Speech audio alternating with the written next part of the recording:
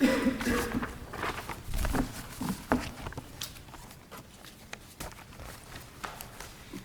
court will now move to the second case on today's docket, Pedroza versus the state.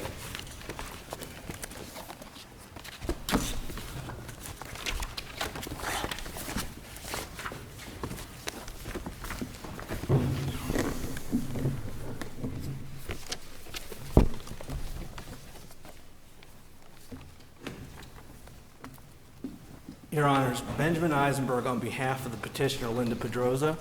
I have reserved 4 minutes of my time for rebuttal. The issue in this case is whether a juvenile homicide offender's 40-year sentence that lacks a review mechanism violates the Eighth Amendment. Just 2 years ago, this court confronted the same issue, and for Danny Waiters remanded for resentencing pursuant to Chapter 2014-220, where he had been sentenced for second-degree murder to 40 years. Ms. Pedroza asks that like defendants be treated similarly. Through Roper, Graham, Miller, and Montgomery, the United States Supreme Court has established that juveniles are different from adults in ways that affect the appropriateness of their punishment. Let me ask you this. Would you agree that this sentence was lawfully imposed under Florida's criminal punishment code?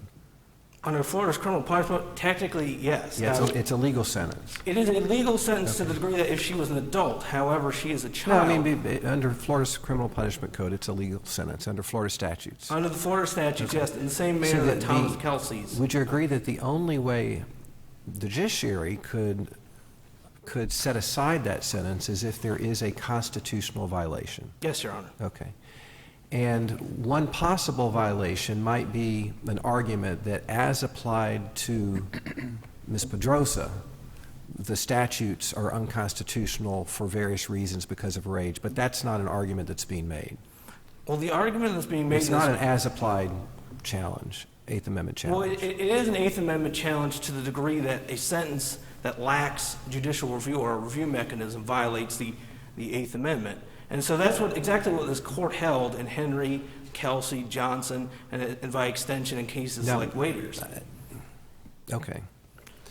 I read Henry as saying that a de facto life sentence, the same categorical rule applies to a de facto life sentence as it does to an actual life sentence.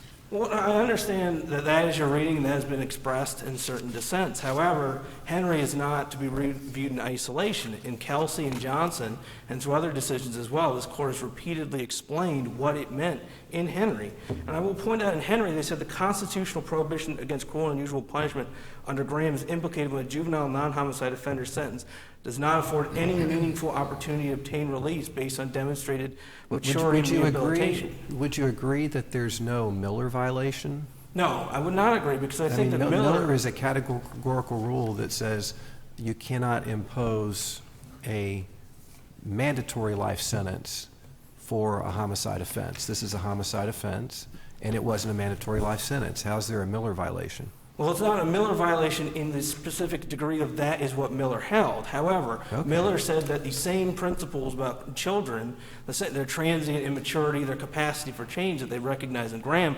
apply equally to homicide offenders. And this court held in Landrum that even though, yes, Miller applied to a mandatory life sentence, there it applied to a discretionary life sentence for second-degree murder, the reason being that the defendant in that case, Laisha Landrum, was not provided a meaningful opportunity for early release, and the trial court had imposed a life sentence without considering her youth and its attendant circumstances. The fact of the matter is Miller established more than just a procedural requirement. That was what the United States Supreme Court explained in Montgomery. In fact, the United States Supreme Court said in Montgomery that the holding of Miller was basically that the penological reasons for sentencing collapsed in light of a juvenile offender sentence. And overall, the United States Supreme Court's jurisprudence in this line of case law is that... So your argument is that the 30-year sentence on the lesser offense would be illegal under Miller. It's a Miller violation. Well, I would say that, yes, it is. You didn't raise that claim. Why didn't you argue? I mean, if that's your argument, that any juvenile sentence of any length, Correction. I'm not saying that any juvenile sentence of any length is unconstitutional. What I am saying is that we look to the legislature, what they adopted in Chapter 2014-220 as a guide, and that's what this court said in Kelsey, is that we're not going to second guess the legislature's decision for choosing those lines of demarcation. And also, I would just like to point out in that regard, the United States Supreme Court has said the clearest and most reliable objective evidence of contemporary values is the legislation enacted by the country's legislation. So I just want to go back to Graham for a second. When Graham reversed, it didn't just say, oh, a life sentence is unconstitutional and therefore sentence him to some kind of term of years. What the United States Supreme Court said is that the defendant, Terrence Graham, had to be given some meaningful opportunity for early release, and that they were going to leave it to the states to determine the means and mechanism for compliance. And that's what our legislature did. So the legislation, Wait a second. I thought that the legislature said that it was prospective only. The legislature did say it was prospective only, but this court in Horsley stated that this expresses the legislature's intent of what a meaningful opportunity for early release based on maturation and rehabilitation means. I just want to say in Graham, which again mostly applies to Miller, because Miller states that everything is said about the characteristics of juveniles, including their capacity for change, including their immaturity and vulnerability, applies equally. And when they spoke about maturation and rehabilitation in Graham, they didn't just say, oh, he needs to get any opportunity for release. They talked about what they called the rehabilitative ideal. And they talked about having a juvenile rejoin society, having that they should not be deprived of the opportunity to achieve self-recognition and human worth and potential. They talked about juveniles being able to go to school, take vocational skills, gain rights that basically when they get out, it's not just they get out and sometime in their 60s when they're presumed to have been retired, and then they just say, oh, now you have your opportunity. They're supposed to be, if they have matured and rehabilitated, they're supposed to get their second chance. And the idea is here, when you look at the sentence, the problem in Graham, Miller, Montgomery, these cases, is that the penological justifications for a sentence collapse when a juvenile has served a lengthy term of sentence and they have become matured and rehabilitated. And that's what our legislature determined. The thing is with juveniles, it's not merely the fact that they're young and that they're impulsive. It is the fact that it's more than what parents know. It's the fact that the brain science shows that the frontal lobe is not fully developed. And so their personality traits are not fully ingrained. They're not, basically it lessens their culpability. So we have a lesson here. We have the adults, and then below that are juvenile homicide offenders like Ms. Pedroza, and below that are juvenile non-homicide offenders like Mr. Henry and Kelsey, etc. So the legislature has determined what is a meaningful opportunity for release, and that's what I think needs to be done, and that is what this court has done in prior occasion. I will point out that in Henry and Kelsey and Johnson, this court, it has to be viewed in context. At that time, there had been multiple decisions from district courts of appeals trying to determine how they could apply Graham, because it seemed obviously unreasonable. There were situations like in the 4th District Court of Appeal where they had affirmed Mr. Rosario's sentence, which was over 200 years without review. But even still, there were multiple district courts of appeal that were holding that Graham only applied to life sentences. The first and the third DCA were attempting to apply it by a case-by-case basis. But even still, the courts were running into this problem of how exactly do we determine what is a meaningful opportunity of review? How do we determine what a, quote, de facto life sentence is? But as we've seen from this court, the question of whether or not a sentence is de facto life is not the correct question. In fact, this court has repeatedly said in Kelsey and in Johnson that we have declined to require that such sentences must be de facto sentences for Graham to apply. Would it be unconstitutional under the Eighth Amendment as interpreted in Miller if the legislature in its legislation had called for the judicial review after, let's call it 30 years? I think that Miller or Graham had instructed the legislature to determine what is meaningful. So I think if the legislature... I'm not talking about Graham, because this is not a Graham case. Okay, but I would say that in that case, it would be constitutional because ultimately that is the legislature's determination. Okay, what about if it's 35? Then I would still say it because as long as that's what they determine is meaningful and it's not functional equivalent... What about if it's 40? Well, then that becomes more questionable. But Why? Tell me why. Well, I mean, as we impinge upon, as we age closer to what you consider to be life expectancy, the ability for the defendant to rejoin society. So is that really the issue, is that this is just closer to what the life expectancy tables, I know there's some argument among the parties about what it is using some federal studies that have been done. Is that really all we're talking about? Well, no, we're talking about determination of what is a meaningful opportunity for a release based on maturation and rehabilitation. And I think what we've seen from the multiple... Why is 35 different than 40? Tell me. Well, that's the point made in Kelsey, though, or the court made in Kelsey. We don't want to second guess what the legislature has determined. My hypothetical to you is assume the legislature has passed a law identical to the judicial review statute, which puts it at 40 years. Because then I think that is, as the United States Supreme Court said, the clearest and most reliable objective evidence of contemporary values of the legislation enacted by the country's legislation. So you think it would be fine constitutionally under Miller if the legislature had set the judicial review at 40 years for those who've committed homicides? I think it's very similar. In my reply brief, I discussed the Illinois Supreme Court's case of People versus Buffer, and I think that's kind of the same argument there, is basically you have to look to something. The problem is that the courts are ill-fitted to make a determination of what is meaningful. But you think it would be constitutional if the legislature had made that call? I'm going to go the same way that Brian Gowdy did so the oral argument, which is basically probably, but that's not what happened here. And so I think that ultimately... Yeah, but that's not the question I'm asking. I'm asking you right here in this particular case, in a Miller case, would it be constitutional if the legislature passed a law identical to what it did, setting the judicial review for those who committed homicides, like Ms. Pedroza, at 40 years? If the legislature had made that determination, I would say yes, most likely. Okay. So I'm having trouble understanding how, if that is most likely constitutional, why a sentence that does exactly the same thing, in fact less, because with gain time it's actually less than the 40 years, would somehow violate those same concepts under Miller. Because the legislature has determined what a meaningful opportunity for early release is. So it's only because the legislature has passed a law that's prospective that causes us to then, that sets the constitutional bar. So as I understand it, the Eighth Amendment depends on what each state's legislature decides? Well, it depends. The legislature depends on, it flows from the basic precept of justice that punishment for crime should be graduated in proportion to both the offender and the offense.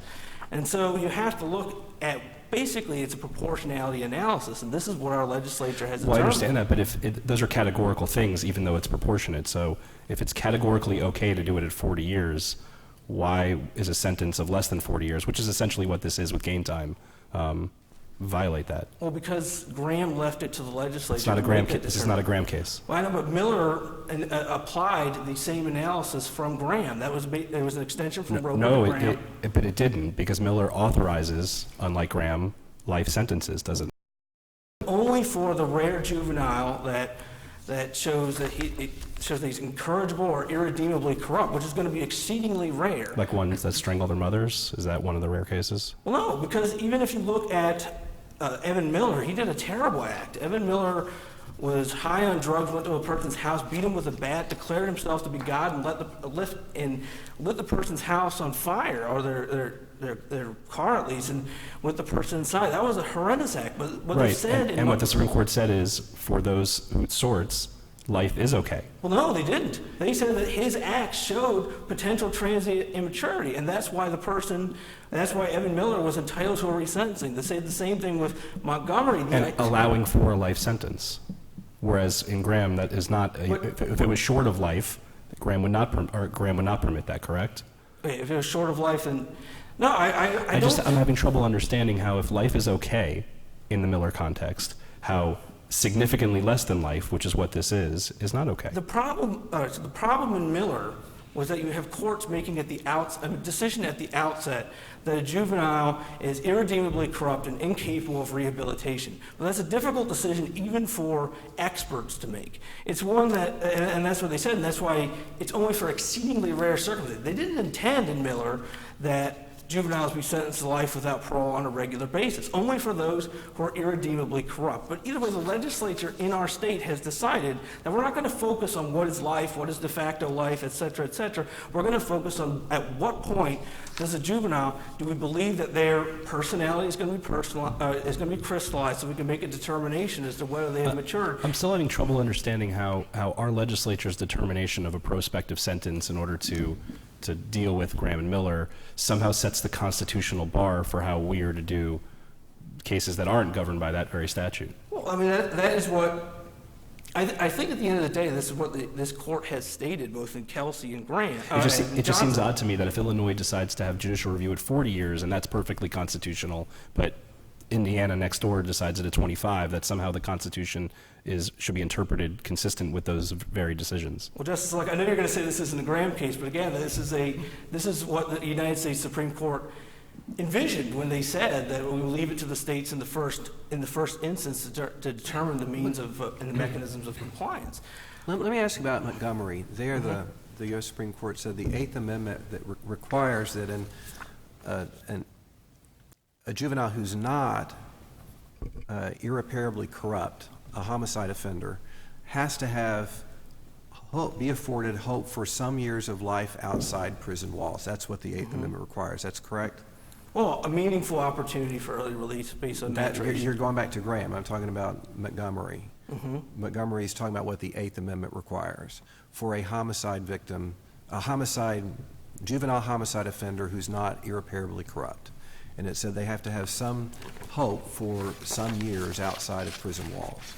But I don't think that it's just merely a sentence that's lengthy and then they have no opportunity to ever demonstrate their maturation rehabilitation. I know the problem is that the legislature is better equipped to determine what is meaningful. We ran into a problem, and this is demonstrated in Henry. If you look at the fifth DCA's Henry decision, if we focus on like a de facto life analysis rather than what the legislature has determined, then you run into all kinds of problems. The first of which is that de facto life analysis, if you rely on actuary tables, half the people won't even make it there. Then you're going to have determinations of should we rely on race and gender and issues such as that, or can you take the fact of prison life? Because the United States Supreme Court has said that any sentence for a juvenile, and this court says, well, is qualitatively different because they're going in at such a young age and serving such a long sentence. So there's so many questions, and the thing is that we don't have a parole system, although we do have this new statute.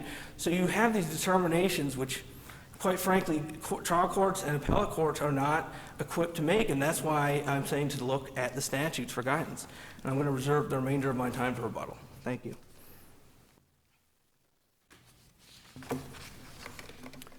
May it please the court, Matthew Oxrider on behalf of the state.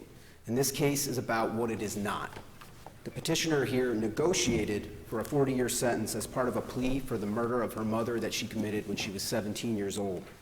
And because the sentence was not a mandatory life without parole sentence, the categorical rule from Miller is not implicated here. No decision from this court compels resentencing pursuant to Chapter 2014-220 because the petitioner must first demonstrate a violation of that rule in Miller before being able to be resentenced under that statutory scheme.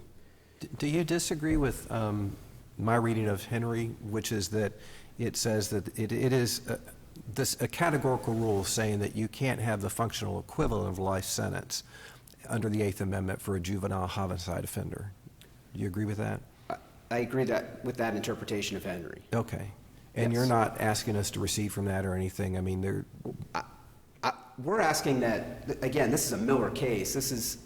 We would like the categorical rule from Miller. the question is whether it's a Henry case. I mean, I don't we know believe it's not a Henry's Miller implicated case because here. it's not a life sentence.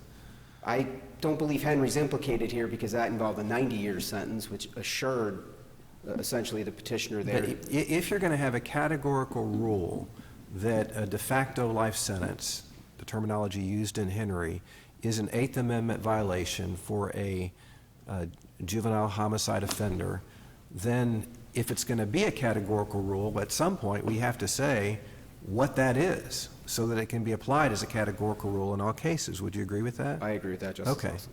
But we And so how, I mean, you sort of don't even try to make the argument about whether a 40-year sentence is or isn't. I mean, some of the amicus did present life expectancy tables and arguments, but how are we supposed to do that?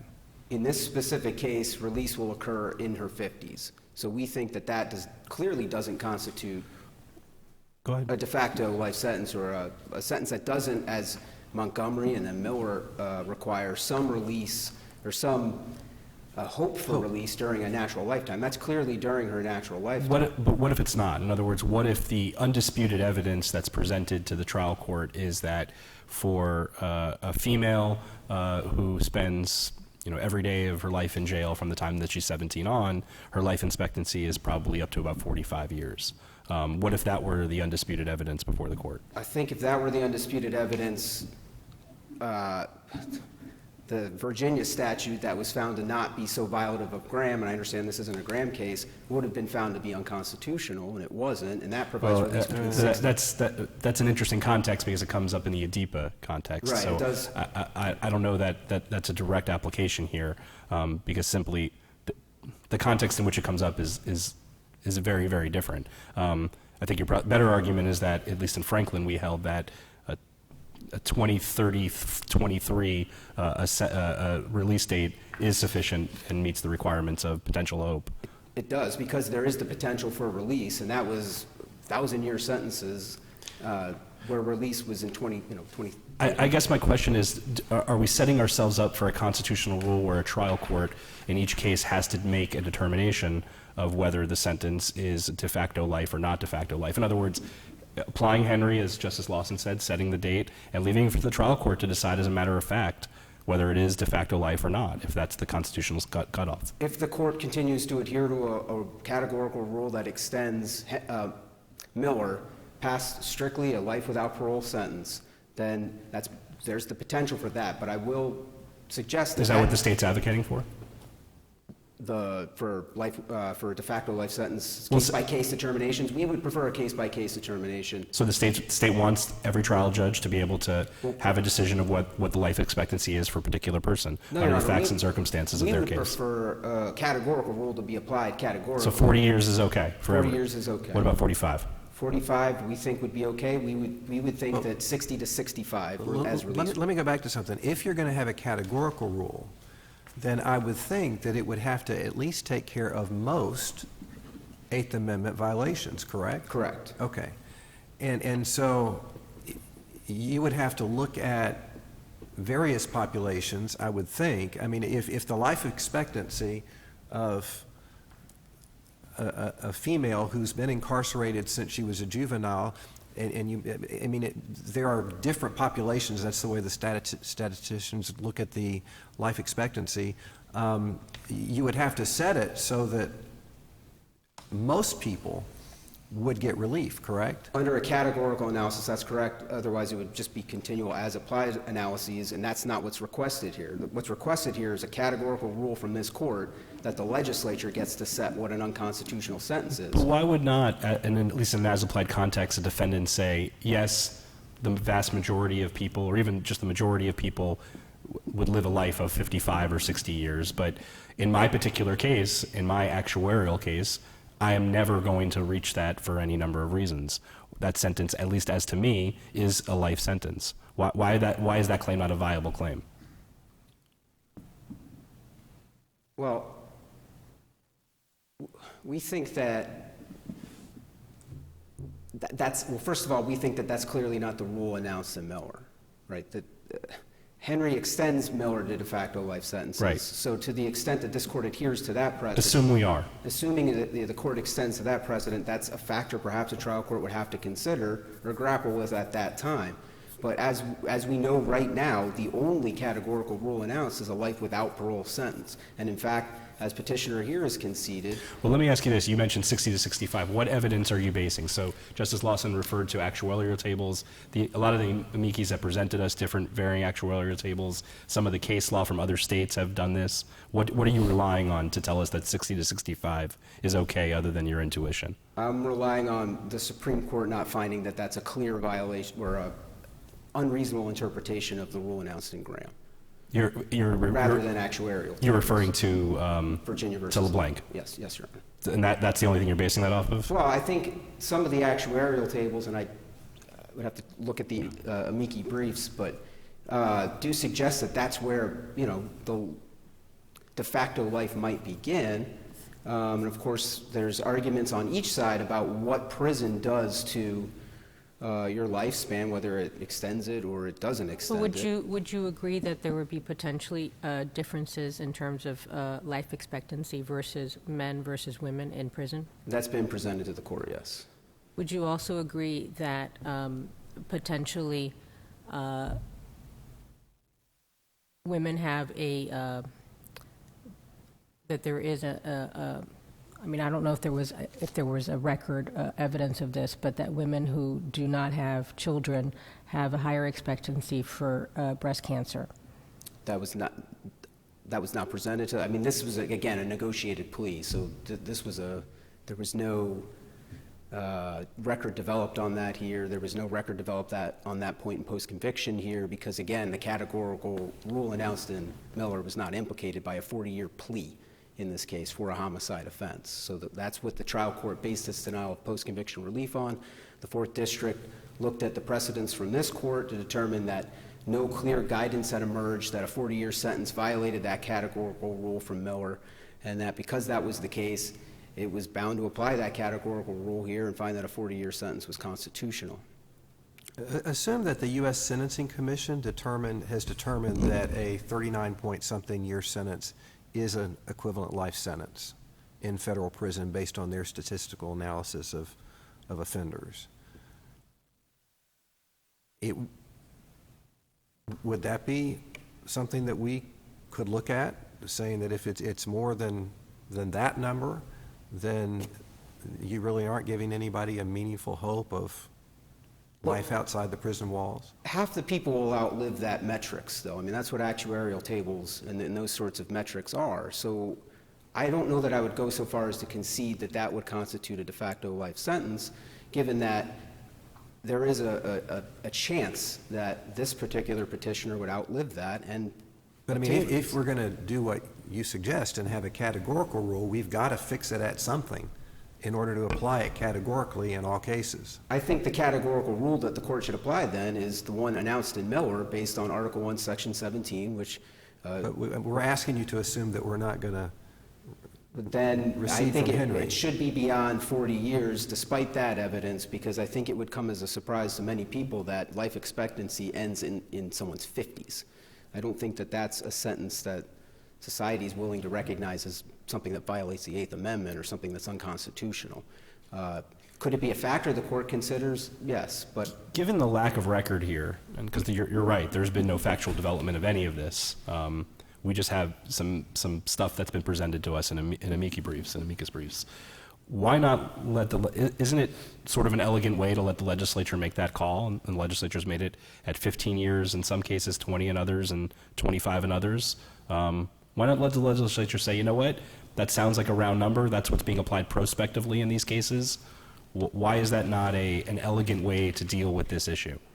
I think because obviously the legislature can change it. So permitting the legislature to fix that time period, in 5 years they could increase it because of certain factors, maybe not even related to life expectancy. Could go up to 30, 35, 40 years. Absolutely.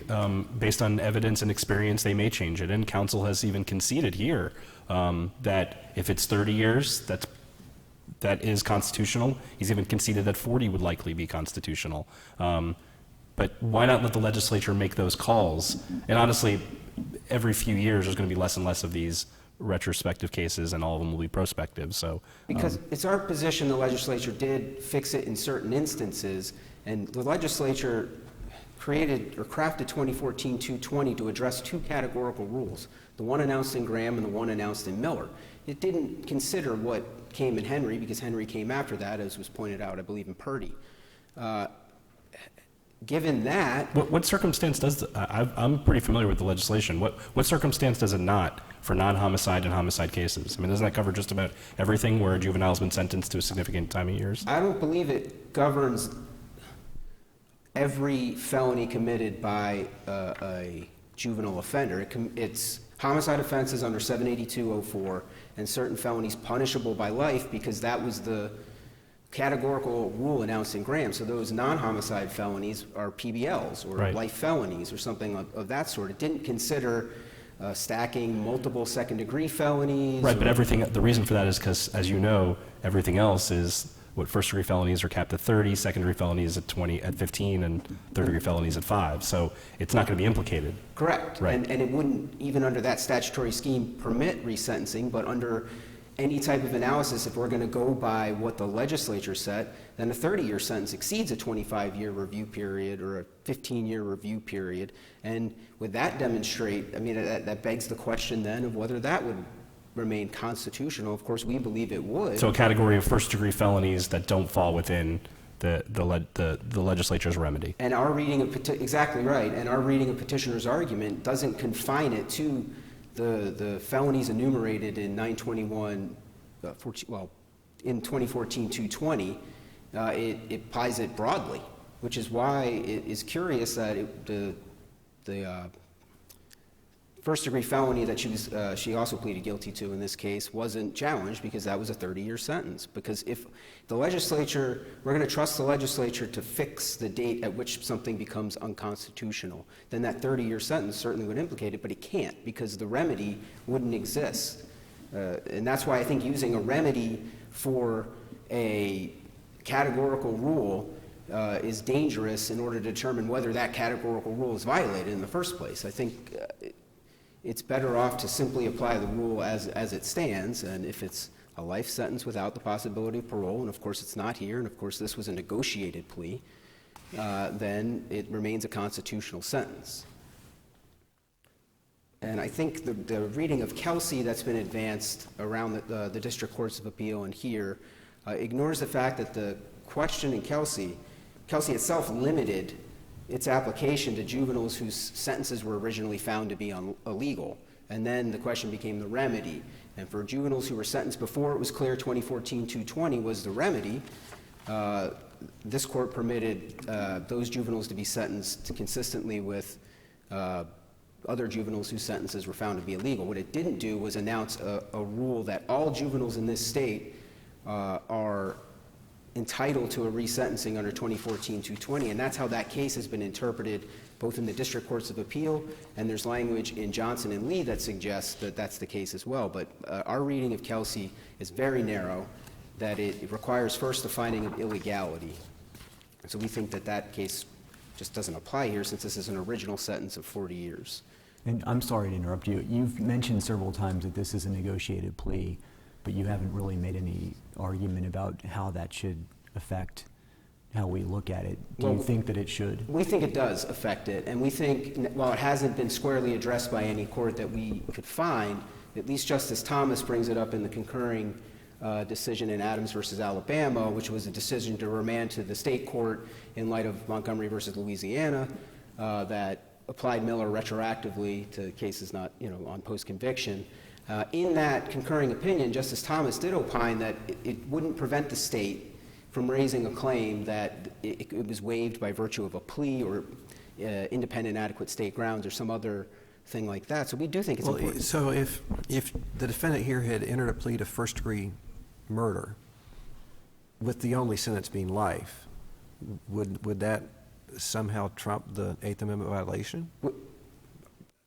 Probably not in that instance. Right. But we think it's an important fact to consider in this case, given that What's the standard for waiver of a right? So that we knowing, agree. knowing voluntary intelligence. So the only way it was addressed in this case, we're looking forward at other cases, but in this case, her age was briefly discussed at the plea colloquy between pages 16 and 17 of the But the right wasn't discussed. The right was not discussed, that's correct, And so because the right didn't exist at that point. So for cases where the right exists, in other words, going forward, maybe someone could waive that if they knew about it. And I think they would be able to waive that, absolutely. But you agree it's a pretty tough road for you to hoe going backwards? Yes, I think it's an interesting point to make that, or an interesting point of fact in this case, that it was a plea, that it was designed to avoid a life without parole sentence. I mean, the whole purpose of her taking that plea, death was on the table because this was a pre-Roper case, of course, but Well, and the life sentences without parole aren't per se impermissible. They're impermissible without certain findings about whether the defendant is incapable of being reformed or whether their age was taken into account. And so if the plea sort of takes that off the table and prevents the court from considering all that, I mean, why shouldn't that be relevant? That should be relevant in those instances, yes. I think that's an excellent point. Right, Miller doesn't ban life without parole. It permits it. Montgomery seems to extend it to the truly incorrigible or irreparably incorrigible defendants, but Miller itself does not prevent a life without parole sentence for a homicide offender, which is the case here. So it might be a tough road to travel here, but we do think her plea should come into some consideration when determining whether the sentence is unconstitutional. You mentioned that Kelsey was a Graham resentencing case, and so the issue was whether, given the Graham violation, that a non-homicide offense that had a life sentence without parole, that this defendant should get the same remedy that other defendants get. So, I mean, the issue was not this broad thing. The same is true of Johnson, correct? Correct, you're right. Right, Johnson sort of has this three-step rule, and it uses Kelsey to say, well... But it was a Graham resentencing right, case. Correct, yeah. right. And then Lee is a plurality opinion that has no precedential value. But Lee So also flows because it's the same instance. So we don't think that those cases control whatsoever here, neither did the 4th District, and we believe that the District Courts of Appeal have been misapplying Kelsey, certain language from Kelsey that must be read in context of what the overall issue was in that case, which was what's the proper remedy still for a Graham violation. Let me ask you a question, because I'm curious. We talked about this being a plea. There was a co-defendant in this case. That's correct. Am I on here? Mr. Wright, correct? Yes. And was he a juvenile? He was an adult. Adult. And I mean, I understand that Ms. Pedroza instigated the murder, and she planned it, and so on and on. But once the murder, the actual facts leading to the murder ensued, Mr. Wright was just as guilty. That's true. Right. Was he a negotiated plea? His was a negotiated plea to provide... He agreed to testify against her. That's how the case was made against Ms. Pedroza. Yes, Your Honor. All right. So he received a 25-year sentence? 20-year, I believe it was. 20-year sentence. Okay. Thank you. And they discussed that at Ms. Pedroza's plea colloquy. Again, pages 16 to 17 of the transcript of that colloquy. And proportionality, she does waive. She does, yes, absolutely, because they discussed that directly. And the prosecutor made it clear that she understood why she was receiving a harsher sentence than her co-defendant was in this case. And part of that is he didn't kill his own mother. She killed her mother here. She's not providing testimony against Mr. Wright. He's providing testimony to help the state prosecute Ms. Pedroza in this case. So that was discussed at the plea colloquy, and that is absolutely something that we believe was waived. And I see my time is about to expire, so we would ask that this court approve the decision here, approve the decision in Hart, and disapprove of the decisions in conflict. Thank you. Just on that last point, Justice Luck, about proportionality being waived, I just want to note that Ms. Pedroza was sentenced prior to Roper, Graham, and Miller, and so at that point there was not quite an understanding of the difference between children and adults for purposes of sentencing. On the other issue, I just want to talk about this. Our whole discussion here about what is a de facto life sentence, what amounts to life, is 39 years going to be enough, are people going to get breast cancer, is someone going to have a health problem? That underscores the problem with focusing on life sentences. Don't we do that in civil court all the time when it comes to assessing damages for future recovery or future medical expenses? In fact, we present juries with actuarial tables and present evidence to juries, and they make calls all the time regarding that. Yes, but that's money, and this is life, and this is liberty, and so I think there's a... No, I guess, sure, of course, but it's within the capacity of a trial court to make those decisions, is it not? I don't believe that they're equipped. So a trial court is not capable of taking evidence and deciding what a de facto life is for a specific individual? I don't believe that they have the mechanism to do that. Because I just want to talk about your example before. You had asked my opponent about, you're going to have someone that potentially has health problems. Justice Lagoa mentioned this as well, with someone that could potentially get breast cancer. Usually a juvenile is not going to have that at the time of the original sentencing. However, they may develop that later on. So that's something that, that's why part of it, why we need to have a review, because that's not an argument that can initially made ab initio, basically, because they probably will not develop that into a later time. But yes, they can't really develop because, as they say in the amicus briefs, there's all kinds of evidence all over the place about what is de facto life. It's just not, and then it becomes what is meaningful even after you determine what someone's life expectancy is. Is it 5 years before they're... But if the legislature is obviously making those same calls based on that same information, if, let's take, you mentioned your opponent, he said, what if the legislature changes it to 40 years tomorrow, which you've said is likely constitutional, based on evidence of life expectancy? Well, I do want to say this. If it were in Justice Lawson's situation, in which life expectancy did prove to be 39 years, then I would not concede. Because, again, as it goes up towards life expectancy, it becomes less and less. I've just offered you a hypothetical. Yeah. The legislature, based on evidence that it has before it, decides 40 years is the appropriate meaningful review period. And I think that's what's important, is that the legislature has created a review period because without... Why is that legislature, which does do things on a categorical basis because it has to apply to everyone, better than an individual assessment by each trial judge based on the facts and circumstances of a juvenile's case? Because that's an individual assessment at the beginning of sentencing, and they can't, and that's at a time when the juvenile is not fully developed. And so you need to be able to evaluate them at a later time, and that's what the legislature determined when it set a review period. The problem is that trial courts, there are no review periods other than what the legislature has created. We have abolished parole, so we have this review provision. I do want to know, with the limited amount of time I have left, I do want to respectfully disagree with Justice Lawson on his interpretation of Henry, and I do believe that that's what Kelsey and Johnson have stated repeatedly, and including most recently in Morris. Your Honor, in a dissent, even conceded that that appears to be what Henry, Kelsey, and Johnson stated. Henry stated specifically that the specific sentence that a juvenile non-homicide offender receives for committing a given offense... You're in overtime now. You need to wrap it up in Sure. 30 seconds. But, so I'm just saying, in those cases, they specifically said that it is not the term of the sentence or the specific sentence that implicates the Eighth Amendment. It is the opportunity afforded to, the status of and the opportunity afforded to the juvenile offender. And that is what requires an individualized sentencing and a meaningful opportunity for review. And I ask that this court reverse. Thank you. All right, we thank you both for your arguments. The court will now stand in recess for about 10 minutes. All right.